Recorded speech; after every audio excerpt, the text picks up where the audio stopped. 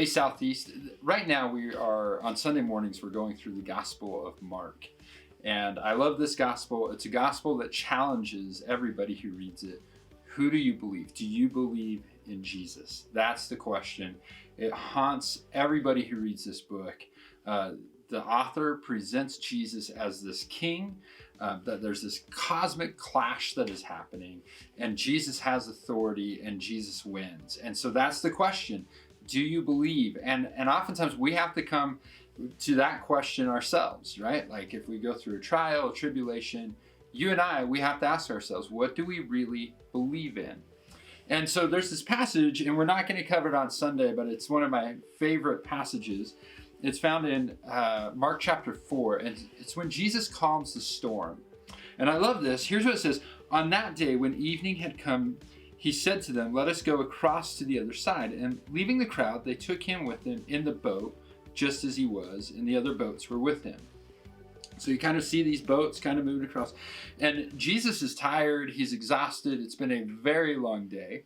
And they're going across the sea. And just the way of the geography, storms can come up over the mountains, and it just kind of goes down into this valley. And so they can appear out of nowhere. So they're traveling across the sea. And look at what happens. Verse 37, and a great windstorm arose, and the waves were breaking into the boat, so that the boat was already filling.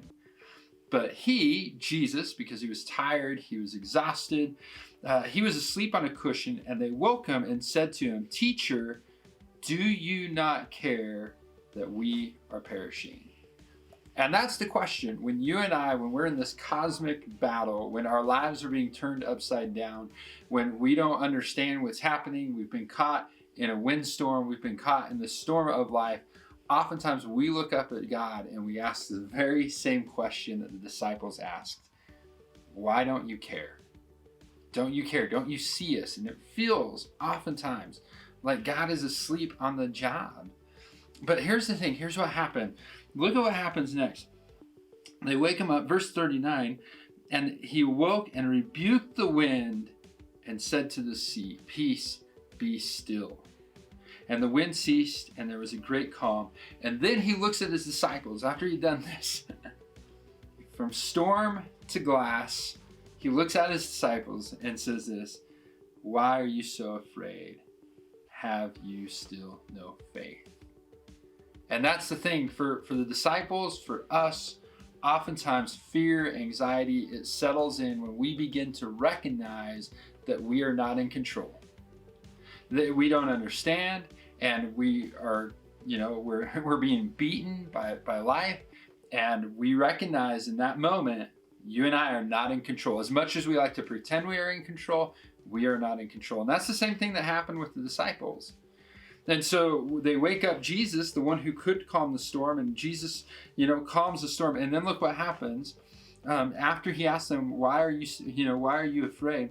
And here's what happens, verse 41, and they were filled with great fear and said to one another, "Who then is this that even the wind and the sea obey him?"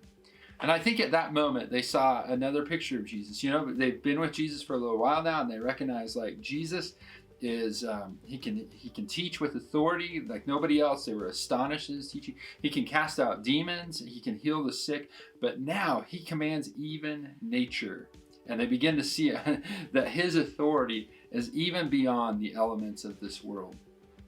And that's the same thing for us.